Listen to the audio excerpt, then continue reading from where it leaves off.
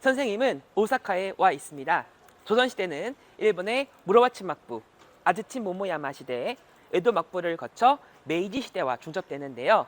오늘은 일본사의 입장에서 조선과의 관계를 살펴보도록 하겠습니다. 지금부터 출발합니다.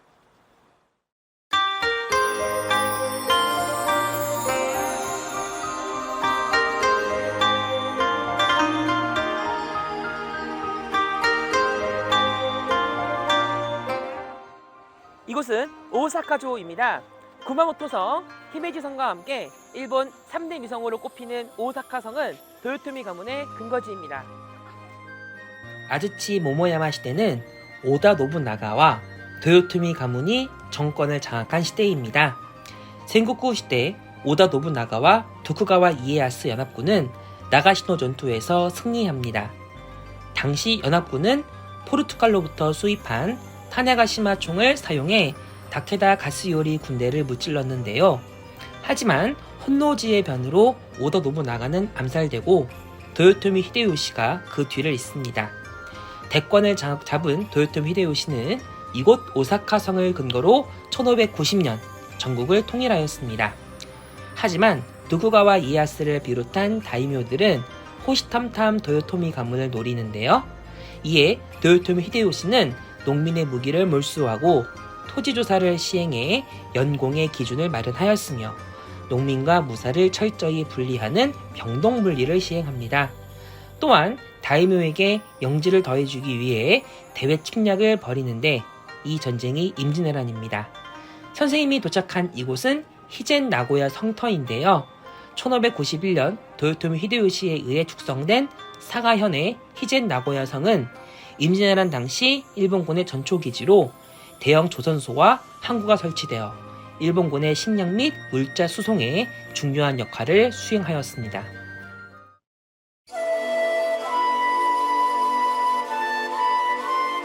이곳은 니조조입니다.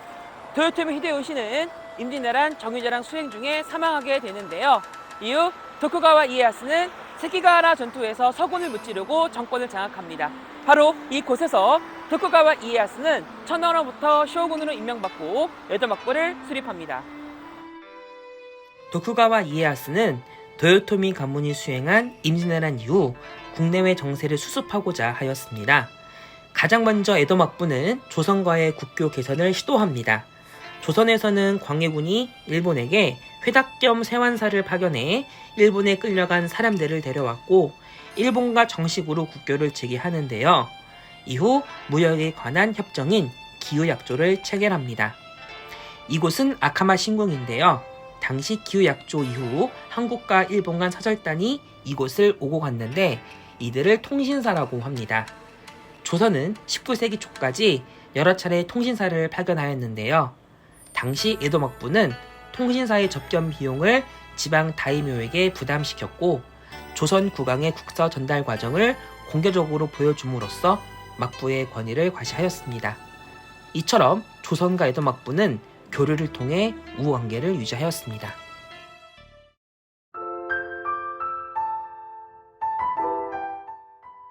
이곳은 도단신사입니다. 사가현 아리타정에 있는 이 신사는 일본인이 아닌 특별한 사람을 모시고 있는데요. 바로 조선인 도공 이삼평입니다. 임진왜란 당시 많은 조선인이 일본에 포로로 잡혀옵니다. 성리학자 강항이 일본에 끌려와 후지와라 세이카와 교유하며 일본 성리학을 발전시킨 사례는 매우 유명한데요. 당시 사가번의 번주인 나베시마 나오시게에 협력한 이삼평은 뛰어난 도자기 제조 기술을 인정받게 됩니다. 이삼평은 이즈미산에서 고령돌을 발견하고 백자를 생산하는데요. 이렇게 생산된 아리타 백자는 1650년 네덜란드 동인도 회사에 무역 수입품으로 팔려나가면서 유럽에 크게 유행하게 됩니다. 일본 백자는 우케요에와 더불어 당시 서거 유럽의 자포니즘 유행에 큰 영향을 끼치게 된 것입니다.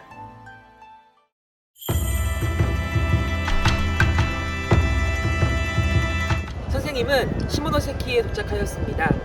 지금도 부산과 시모노세키를 연결하는 부간 페리는 한국과 일본의 긴밀한 관계를 보여줍니다. 리조조는 에도 막부의 시작과 몰락을 함께하는 곳이기도 합니다.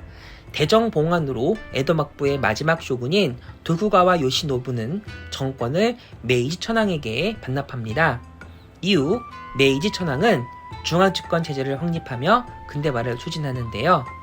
한편으로는 타이완 침공, 류큐와 오키나와 병합 등 대외 침략을 확대하였고 조선을 둘러싼 청일전쟁을 일으킵니다.